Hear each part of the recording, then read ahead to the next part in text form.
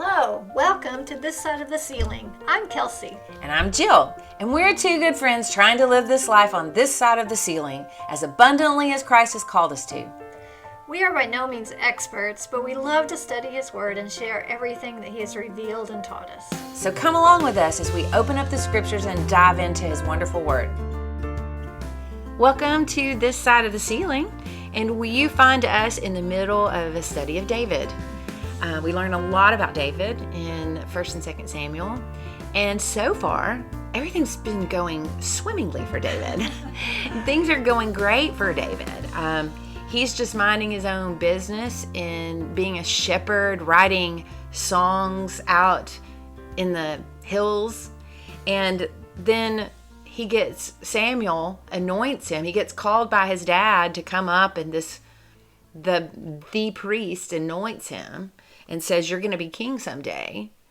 Then he gets called in to be a musician for the king, and the king Because some random person had heard of him. yes, because he had a reputation, a good reputation, and that's an honor. And so he's going back and forth between playing music for the king, being ushered into the royal room, like access open, and then going back and being a shepherd.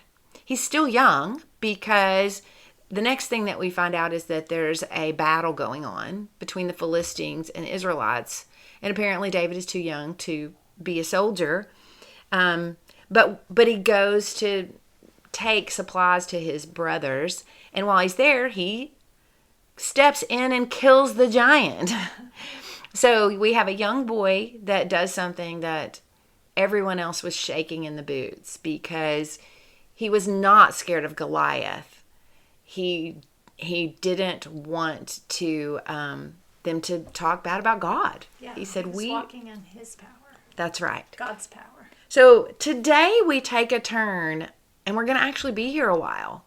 It's a big turn in David's life, and I'm not a pilot, but I have heard that part of learning how to be a pilot is learning how to fly an airplane when you can't see outside of your vision is impaired. And so airplanes have a lot of panels and instruments that can fly the plane for you, that can determine your path and everything. And so a part of becoming a pilot is being able to know how to fly by your panel when you can't look out and see. Maybe you're caught. I do have a friend who is a pilot, and he's told us how sometimes you can get lost in a cloud and get confused as whether you're upside down or right side up, because everything outside just looks white and you can't see the ground below you. And he told a story about getting in a cloud one time and getting upside down and didn't realize it. Yeah. And so you have to look at your instruments to guide you. And so we're going to see David have to fly by his panel. And some things are going to start. Everything's going great. But the question is, can you do the right things when you're not being treated right? Yeah. Can we walk by faith when God's not acting like we think He should, or we thought He promised He would? So we find ourselves in 1 Samuel, and I would like to read maybe 1 Samuel chapter 18. And I want to read verses 6 through 16. Or would you like to read 6 through 16, Kelsey? Sure. So when the men were returning home after David had killed the Philistine, the women came out from all the towns of Israel to meet King Saul with singing and dancing, with joyful songs and with tambourines and lutes. As they danced, they sang, "Saul has slain his thousands and David his tens of thousands."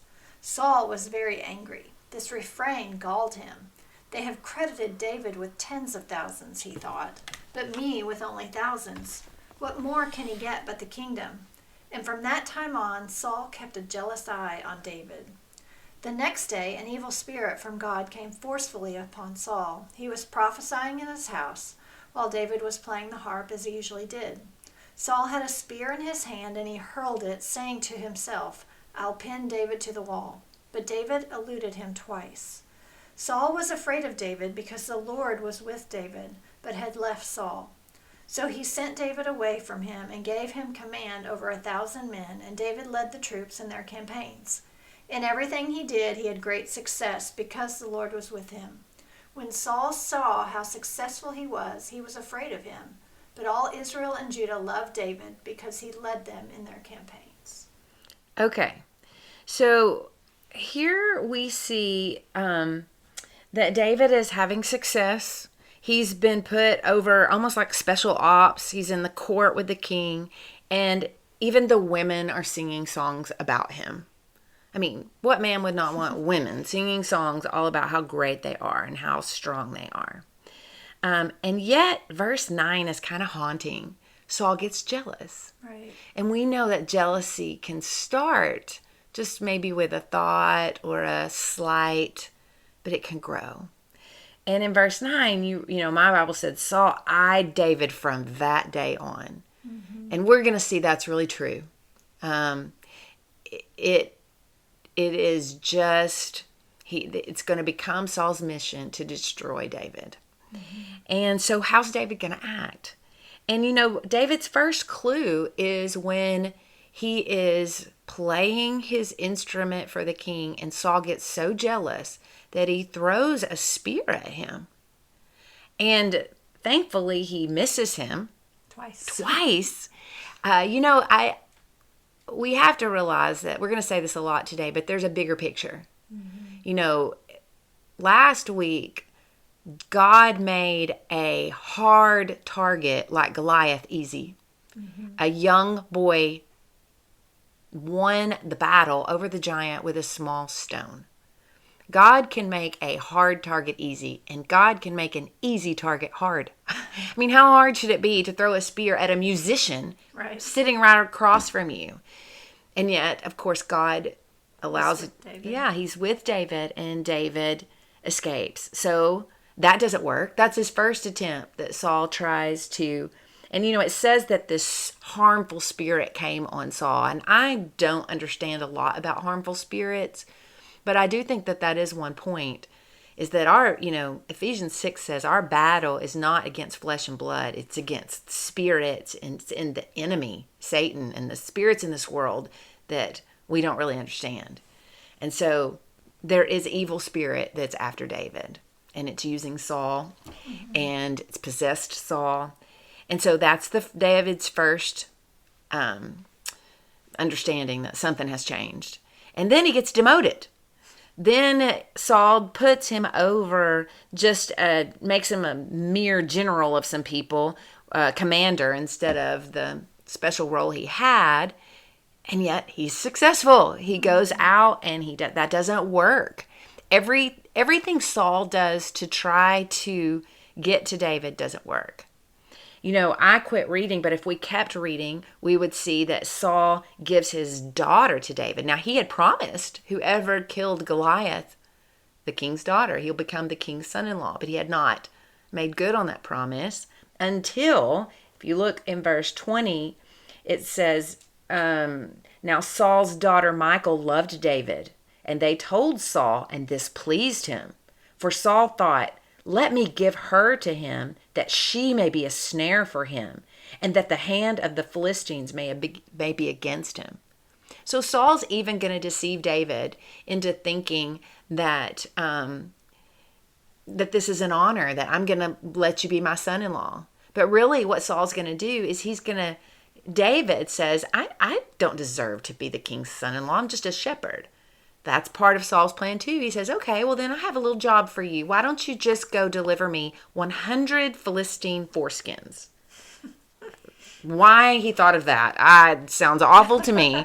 But David is a battle warrior. And so David loved that idea. Let me prove it. In fact, David gets 200. So that doesn't take him out. You know, Saul was thinking, surely one of those 100 Philistines, surely, you know, even in basketball, our Steph Curry doesn't win every time. He may win, but they don't win all their games. No basketball team wins all their games. They play so many. And yet David, in 100 fights with Philistines, he wins every time. In fact, he comes back with 200 foreskins. So everything Saul is trying, of course, we know that God has chosen David. But what we want to ask today is, what is this doing to David? What is David thinking? How is David continually able to have the right mindset and do the right thing? And for us, how do we continue to believe that God has a plan for us when all these things are going wrong? Yeah, and David's making good decisions. Yeah.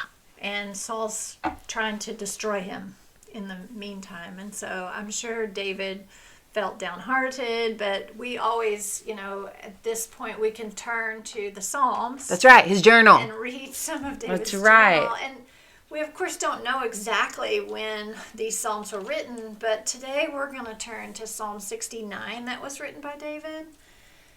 And I'm going to just read verses 1 through 4, but it says, "Save me, O God, for the waters have come up to my neck. I sink in the miry depths where there is no foothold. I have come into the deep waters, the floods engulf me. I am worn out calling for help. My throat is parched. My eyes fail looking for my God. Those who hate me without reason outnumber the hairs of my head. Many are my enemies without cause, those who seek to destroy me. I am forced to restore what I did not steal." So David's got enemies, people that hate him without reason. That's right. And he's questioning that. He's asking, help me. I'm being forced to restore what I did not steal. So I've made good decisions, and things around me, I'm being punished, even though I've made good decisions. I like how David says that. I'm being forced to restore something I didn't even take away. This is not fair. Yeah. And so much of life is not fair. So what can we learn from David about how he handles that? And I don't know, I think there's a few things that we can. One thing is that David leans into the bigger picture. Mm-hmm. He trusts that God has told him he will be king someday, and that it's not up to David. We're going to see examples of this over and over. It's not up to David to make that happen. God will do that in his timing, and he's going to lean into his faith, the bigger story, and he's going to fly by his panels. He's going to cry out to God. But one very good physical thing David does, we see in chapter 19. Now, I'll summarize a little bit of this because hopefully real soon, next week, we're going to talk about a special relationship between David and Jonathan. And so, but we see a little bit of Jonathan here because in 19, Jonathan is a true friend to David. And Jonathan is Saul's son. And so Jonathan speaks well to David, and he goes to Saul about David, and he tells his dad, "Hey, David is good. He's helping the Israelites, and Dad, you just need to treat him nice." And so Saul says, "Okay, you're right." So David comes back into the court, and he's back at the table. He's restored, and then a harmful spirit comes again, and Saul throws that spear again. And so David goes in hiding to there's just, he flees and escape, and he runs to Samuel. In chapter 19, verse 18, I'm skipping, a couple of other things. Saul tries to use Michael. There's a big escape there. You can read about that too. But David finally realized Saul is so after him. And so in chapter 19, verse 18, it says, "Now David fled and escaped, and he came to Samuel at Ramah, and he told him all that Saul had done to him. And he and Samuel went and lived at Naioth." It tells us in these verses that David runs to get godly encouragement. Mm-hmm. And Samuel was the one who had anointed him. Samuel was the priest of God. And so that was a good thing to do. Mm-hmm. Run to find Samuel and say, "Now, Samuel, tell me again what God told you. Tell me again who I am." Right. When David comes to a time where he's thinking, the king is throwing spears at me. But he runs and he goes to a trusted friend. Yeah. I heard one time that, the Christian life is meant to be personal, but not private. Yeah. And so sharing this with Samuel and Samuel giving encouragement in return, I think was helpful to David. Yeah. Jonathan calls David and tells him everything that's going on with his dad. So David is seeking out good people, and God has given him good people. And I think sometimes we need to lift our heads up out of our own situation and think, where are the good people God's giving me? Where can I go to godly people that can give me encouragement? And we see David go to Jonathan. We see David run to Samuel, not Saul. And Samuel does that for him. And then I also do think it's important that when we find ourselves doing good and receiving evil, one thing that can help us not becoming bitter is to recognize who the true enemy is. Right. And we mentioned this maybe earlier, but I just think, in Ephesians 6:12, it says, our battle is not against flesh and blood, not against people, no matter who returns us evil. Our battle is against our enemy, the prince of darkness, Satan, the powers of darkness at force in this world that are allowed to be in this world for a time. And so we see this in that story because it keeps talking about these evil spirits come on Saul and he throws a spear. And so I think that helps us lift our eyes up a little bit and go, I don't need to react to this person because it's really not that person. They're being controlled by someone that's at war with the spirit in me. Yeah. And David had God's spirit in him, and Saul had a harmful spirit in him, and they were at war. Right. And David knew when to run. He knew when to flee. Yeah. And if you go back to Psalm 69, at the end of it, he goes through, why do they hate me without reason type of thought. But then at the very end, he zooms out to the big picture because he says in verse 34 of Psalm 69, let heaven and earth praise him, the seas and all that move in them, for God will save Zion and rebuild the cities of Judah. Then the people will settle there and possess it. The children of his servants will inherit it, and those who love his name will dwell there. So he zooms out to that big picture. Yes. Of, you know what? No matter what happens to me, God's people are going to live in Zion and be victorious. And that saves him over and over, is remembering that big picture. And he cries out to God. And God sometimes tells him to run toward the enemy. And sometimes he tells him to run away from the enemy. And he has to be listening to God to know, okay, God, do I run toward this giant with just a little rock? And do I run away from this king who's throwing spears at me? I mean, David could have picked up a spear. Right. And so we see that David is listening, and he's knowing when to run toward the Goliath enemy and when to run away from the enemy Saul. I think that it's real important, and I love that idea of zooming out because we know we've been promised there's a bigger picture for us too. Jesus has taken care of everything, and we just need to zoom out and remember that.